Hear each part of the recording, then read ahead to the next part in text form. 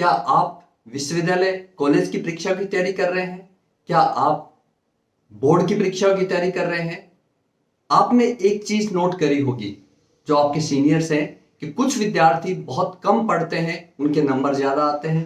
कुछ विद्यार्थी बहुत पढ़ते हैं लेकिन फिर भी उनके मार्क्स कम आते हैं। ऐसा क्यों? तो विद्यार्थियों, आज इसी सवाल का जवाब लेकर मैं अपने इस वीडियो में आया हूं। ये जवाब मैंने अपने 25 वर्षों के शिक्षण अनुभव से प्राप्त किए। मेरे विद्यार्थी जो आज एक मुकाम पर पहुंच चुके हैं, उनसे जब भी मैं बात करता हूं, वो किस प्रकार परीक्षा की तैयारी करते हैं, किस प्रकार वो प्रश्न पत्रों को सॉल्व करते हैं, तो आज मैं आपके साथ बिंदुवार बात करूंगा कि किस प्रकार आपको अपने प्रश्न पत्र को परीक्षा कक्ष में सॉल्व करना है, ताकि आपको कम आते हुए भी अधिक मार्क्स आ सके, आप परीक्षक से ज्यादा मार्क्स प्राप्त कर सके। तो पॉइंट वाइज पॉइंट मैं बात करूंगा। सबसे पहले, परीक्षा के दिन आप जा रहे हैं तो आप सबसे पहले अपनी पूरी तैयारी के साथ जाइए। आपके पास प्रवेश पत्र होना चाहिए, आपके पास पेन होना चाहिए, आपके पास पेंसिल होना चाहिए, और जो भी सामग्री है वो सारी की सारी आप लेके जाएंगे। आपके पास घड़ी होनी चाहिए, आपका चश्मा होना चाहिए। सारी तैयारी करके आप अपने परीक्षा केंद्र पे परीक्षा देने के लिए पहुंच जाइए। वहां पर आपको रिलैक्स रहना है, ज्यादा टेंशन नहीं लेनी है। जितनी टेंशन लेंगे उतना पेपर खराब होगा, और पैनिक नहीं होना है। जो होना है वो होगा। आपने जो तैयारी कर रखी है वो तैयारी ही काम आएगी। अगर आप रिलैक्स नहीं रहेंगे, आप पैनिक करेंगे, तो आपका पेपर बिगड़ जाएगा। तो इसलिए आपको पैनिक नहीं होना है। अब आपको क्या करना है, कम से कम आधे घंटे या 15 मिनट पूर्व आपको अपने परीक्षा कक्ष में पहुंच जाना है, और परीक्षा कक्ष में बैठकर रिलैक्स करना है। रिलैक्स करते वक्त अगर आपको टेंशन होती है तो आप लंबी लंबी सांस लीजिए और सांस लेकर छोड़िए। इससे आपका टेंशन जो है कुछ हद तक रिलीज हो जाएगा। तो आपको 15 मिनट या आधा घंटा पहले अपने परीक्षा कक्ष में पहुंचना है और वहां पर रिलैक्स होना है। पानी की बोतल आप अपने साथ रखिए, ताकि आपको जब भी प्यास लगे आपको उठना नहीं पड़े। अब आपको परीक्षा कक्ष में जाने के बाद बोर्ड की परीक्षाओं में 15 मिनट पहले और विश्वविद्यालय की परीक्षा में एंड टाइम पे आपको प्रश्न पत्र वितरित किया जाता है। अब आपको क्या करना है, उस प्रश्न पत्र को सबसे पहले गहनता से पढ़ना है। हाँ, ये प्रश्न मुझे आता है, ये आता है, ये आता है। इस तरीके से आप गहनता से एक पिक्चर दिमाग में बना लीजिए कि ये प्रश्न मुझे आते हैं, तो गहनता से उसका अध्ययन कीजिए। यहां पे गलती मत कीजिएगा। विद्यार्थी दो प्रकार की गलती करते हैं। पहले वो विद्यार्थी जो पेपर को देख के डिप्रेशन में आ जाते हैं कि पेपर बहुत हार्ड है। या अगर हार्ड है तो वो सभी विद्यार्थियों के लिए हार्ड है, आपके लिए हार्ड नहीं है। इसलिए आपको कभी भी डरना नहीं है, डिप्रेशन में नहीं आना है। रिलैक्स रहिएगा, पैनिक नहीं करिएगा, और उस पेपर को देख के पूरा पढ़िएगा। दूसरे प्रकार के विद्यार्थी ऐसे होते हैं जो पेपर को देखते ही जोश में आ जाते हैं। यस, मुझे तो सब कुछ आता है। नहीं, आपको ज्यादा जोश में भी नहीं आना है। ज्यादा जोशीले विद्यार्थी कई बार प्रश्न गलत कर जाते हैं, कई बार प्रश्नों को छोड़ देते हैं। वो देखते ही नहीं, उनको तो ये लगता है कि हमें सब कुछ आता है। तो न आपको डरना है, न आपको जोश में आना है। गहनता से सीरियसली उस पेपर का अध्ययन करना है, और अध्ययन करने के बाद आपको उसके जवाब लिखने आरंभ करने हैं। जवाब देते वक्त आपको प्रश्न को लिखने की आवश्यकता नहीं है। आपको प्रश्न लिखने में समय खराब नहीं करना है। सीधा आप लिखिए उत्तर 1, answer first, answer second, answer third. प्रश्न लिखने की आवश्यकता आपको कतई नहीं है। तो आपको यह याद रखना है कि प्रश्न नहीं लिखना है। उसके बाद आपको टाइम लिमिट को मेंटेन करना है। कई विद्यार्थी क्या करते हैं, पहले दूसरे तीसरे चौथे प्रश्न में तो बहुत ज्यादा टाइम खपा देते हैं, उनमें बहुत ज्यादा लिखते हैं। तो आपको ये ध्यान रखना है कि अपनी टाइम लिमिट रहे, ताकि अपने को लास्ट तक सभी प्रश्नों को नंबर आ जाए और सबको बराबर बराबर हिस्से में टाइम मिल जाए। तो maintain time limit, time limit को कभी भी नहीं छोड़ेंगे। उसके बाद आपको क्या करना है, आंसर जो है वो हमेशा लिमिट में देने हैं। आंसर लिमिट्स में देने हैं, बहुत ज्यादा उसका बखान नहीं करना है। कई बार विद्यार्थी एक लाइन का प्रश्न होता है, एक लाइन का जवाब होता है, उसके लिए आधा आधा पन्ना भर देते हैं। नहीं, आपको जितना पूछा गया है उतना ही आप जवाब दीजिए। आपके जो एग्जामिनर है उनके पास इतना समय नहीं होता है कि वो आपका इतना बड़ा आंसर पढ़े, उत्तर पढ़े। अगर परिभाषा पूछी गई है तो परिभाषा ही बताइए, उसके आगे पीछे के बारे में आपको बताने की आवश्यकता नहीं है। अगर किसी का एग्जाम्पल पूछा गया है तो उसका उदाहरण ही बताइए। 1 नंबर का है, पूछा गया है, उसका उदाहरण लिखिए। तो आपको उदाहरण ही लिखने, उसकी परिभाषाएं और चीजें लिखने की आवश्यकता नहीं है। तो आपको क्या करना है, आपको अपने आंसर लिमिट में देने हैं। यहां एक चीज मैं जो कहूंगा, मेरा जो अगला बिंदु है कि आपको अपने प्रश्नों को सीरियली क्रम वाइज सॉल्व करना है। अगर हो सकता है बीच का कोई प्रश्न आपको नहीं आ रहा है तो उस समय आपको क्या करना है, वो जगह इतना आंसर इतने पेज में आएगा, वो जगह आप छोड़ दीजिए और कोशिश ये कीजिए कि क्रम वाइज लिखें। यहां पे कुछ विद्यार्थी ये भी गलती करते हैं कि एक प्रश्न के 2 या 3 पार्ट होते हैं, तो एक पार्ट यहां कर देते हैं, बचे हुए पार्ट पीछे करते हैं, कहीं बीच में करते हैं, आगे करते हैं, तो एग्जामिनर इरिटेट होगा। अगर आपने अपनी कॉपी से, बुकलेट से एग्जामिनर को इरिटेट किया तो हो सकता है आपके मार्क्स कम आए। इसलिए अपने को हर काम सीरियली करना है, सारे प्रश्न, क्योंकि वो बार बार पलट पलट के देखेगा, उसको प्रश्न पत्र पढ़ना पड़ता है।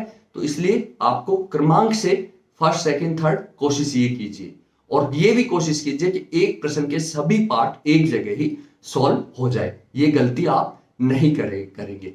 और कई बार विद्यार्थी, मैं अक्सर देखता हूं हमारे आंसर शीट में, वो आंसर लिख रहा है 5 नंबर का, लेकिन वहां पर उत्तर लिख रहा है आंसर 3। तो हम आंसर 3 समझ लेते हैं, लेकिन बाद में देखते हैं ये लिख रहा है 5वें नंबर का, वो लिखता है आंसर नंबर 2, लेकिन उसके अंदर उत्तर होता है आंसर 10 का। तो आपको एग्जैक्ट नंबर लिखने हैं। ये गलती कई बार विद्यार्थी करते हैं, उससे बहुत ज्यादा इरिटेशन होता है और मार्क्स देने में फिर कंजूसी करने लग जाते हैं एग्जामिनर। तो आपको वो कंजूसी उससे, उसकी दरिया दिली में बदलनी है, ताकि वो दिल खोल के आपको मार्क्स दे। ये बहुत जरूरी है। ये इसके बाद आपको क्या करना है, नीट एंड क्लीन आप लिखिए। कॉपी जहां तक नीट एंड क्लीन होगी वहां मार्क्स ज्यादा मिलेंगे। सफाई से काम करिए। हैंड राइटिंग जो आपकी है वो सुधारने की कोशिश कीजिए, लेकिन अगर सुधरी नहीं है तब भी उसको सफाई से, गलती मत करिए, काट पीट मत करिए, बार बार क्रॉस लगा रहे। कई विद्यार्थी ऐसे होते हैं कि ऊपर कटा हुआ है, बीच में कटा हुआ है, नीचे कहीं छोटा सा आंसर लिखा होता है, तो ढूंढना पड़ता है परीक्षक को। तो ये काट पीट मत कीजिए। एक प्रश्न जहां खत्म हो जाता है वहां पे लाइन खींच दीजिए और दूसरा प्रश्न उसके बाद, यानी एग्जामिनर को पता लग जाए कि यहां पे प्रश्न खत्म हो गया है, यहां पे नया प्रश्न शुरू हो रहा है। बहुत से विद्यार्थी क्या गलती करते हैं कि प्रश्न खत्म होने से पहले ही दूसरा प्रश्न आरंभ कर देते हैं, उसके अंदर ही घुसेड़ देते हैं। ये गलती आपको कतई नहीं दोहरानी है। नीट एंड क्लीन और सीरियली जगह छोड़ते हुए, न इतनी जगह छोड़े कि एग्जामिनर को लगे कॉपी भर रहा है, और न इतना संकीर्ण करे कि एग्जामिनर को ढूंढना पड़े। तो नीट एंड क्लीन काम करते हुए आपको आगे बढ़िए। कई बार कुछ प्रश्नों में अप्रोप्रिएट डायग्राम की आवश्यकता होती है और विद्यार्थी नहीं बनाते हैं। आपको जहां जहां ये लगे कि यहां पे डायग्राम भी आवश्यकता है, हमारा जो जवाब है वो डायग्राम से कोरिलेट कर रहा है, तो आपको डायग्राम भी बनाने हैं।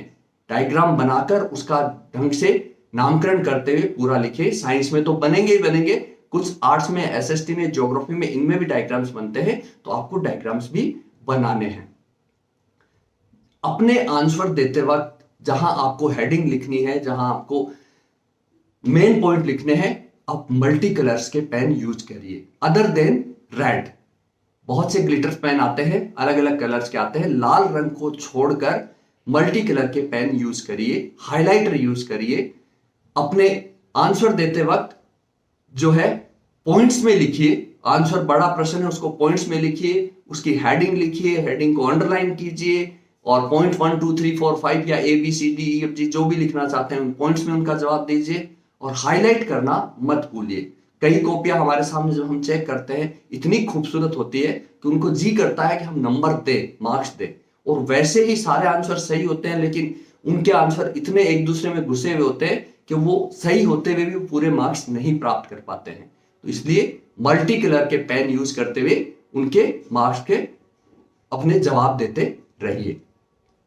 उसके अलावा एक विद्यार्थी बहुत बड़ी गलती करता है। वह क्या करता है कि कुछ प्रश्न जो उसको नहीं आते हैं उन प्रश्नों को वो छोड़ देता है। आपको ऐसा नहीं करना है। आपको सारे प्रश्नों के जवाब जरूर देने हैं, क्योंकि कहीं ना कहीं आपको उसके बारे में पढ़ा हुआ होता है, तो उन पढ़े हुए में आपको कुछ न कुछ लिखना जरूरी है। अगर आपने छोड़ दिया, 4 मार्क का प्रश्न है तो आपको शून्य मिलेगा, लेकिन अगर आपने उसमें कुछ न कुछ लिखा है, कुछ न कुछ बताया है, तो आधा नंबर मिल जाए, 1 नंबर मिल जाए या कोरिलेट कर जाए, तो हो सकता है 4 में से 3 और 2 मार्क्स भी आपको मिल सकते हैं। इसके अलावा और कुछ चीजें आपको नहीं लिखनी है। बहुत से विद्यार्थी क्या करते हैं, अननेसेसरी बातें, अननेसेसरी आंसर आप देते रहते हैं और लिखते रहते हैं। उससे क्या होता है, कोई एग्जामिनर आप पे दया नहीं दिखाएगा। आप दया के पात्र मत बनिए। बहुत से विद्यार्थी लिखते हैं कि मुझे पास कर दीजिएगा, मैं बहुत गरीब घर से हूं, मेरे माँ नहीं है, मेरे बाप नहीं है, हम 7 बहनें हैं। अक्सर लड़की बनके या लड़कियां ही लिखती होंगी, लेकिन जवाब यही आता है कि लड़की बनके लिखता है कि गुरुजी मुझे पास कर दीजिएगा, हम 7 बहनें हैं, मेरी सगाई टूट जाएगी, मेरी शादी टूट जाएगी, मेरे ससुराल वाले मुझे लेके नहीं जाएंगे। और कुछ विद्यार्थी तो इतने होशियार होते हैं, आंसर शीट के अंदर 100 का नोट भी डाल देंगे कि गुरुजी मुझे पास कर दीजिएगा। ऐसा कतई नहीं करें। जहां आपके मार्क्स आने होते हैं वो मार्क्स भी कट जाएंगे। तो जो पूछा गया है उसी का जवाब आपको देना है। तो अप्रोप्रिएट जवाब दे, अननेसेसरी न लिखे, फालतू की बातें न लिखे। ये हमेशा आप ध्यान रखिएगा। लास्ट बट नॉट लीस्ट, सब पेपर पूरा हो गया, अपनी आंसर शीट को एक बार पलट के जरूर देखें। पन्ने पलटिए, आपके पास समय है तो सबसे पहले आप चेक करिए कि आपने सारे प्रश्नों के जवाब दे दिए हैं। बहुत बार क्या होता है, विद्यार्थी जल्दबाजी में कुछ प्रश्न छोड़ जाते हैं, तो उनको वो कमी पूरी हो जाएगी। और उसके बाद आपके पास हाइलाइटर है, समय है, तो आप और मुख्य मुख्य बिंदुओं को, हेडिंग्स को, आंसर को, डाटास को अंडरलाइन करते रहिए, ताकि एग्जामिनर जो चाहता है वो आप उसको दिखा दे। तो प्रेजेंटेशन बेहतर रहेगा तो आपके मार्क्स ज्यादा आएंगे। तो ये जो बिंदु है कि आपको कुछ अनावश्यक नहीं लिखना है, टाइम लिमिट का ध्यान रखना है, और आंसर क्रम वाइज लिखने हैं, हाईलाइट करना है, मल्टी कलर के पेन यूज करने हैं, अनावश्यक बातें नहीं लिखनी है, और सारी चीजें ध्यान में रखते हुए आप आंसर देंगे तो एग्जामिनर आपको मार्क्स देगा ही देगा। उम्मीद करता हूं आपको मेरे पॉइंट्स पसंद आए होंगे, तो आप मेरे साथ बने रहिएगा। मैं आगे के वीडियो में और चीजें बताऊंगा कि आपको परीक्षा में और अच्छे मार्क्स कैसे प्राप्त किए जाते हैं। बहुत बहुत धन्यवाद। जय हिंद, जय भारत।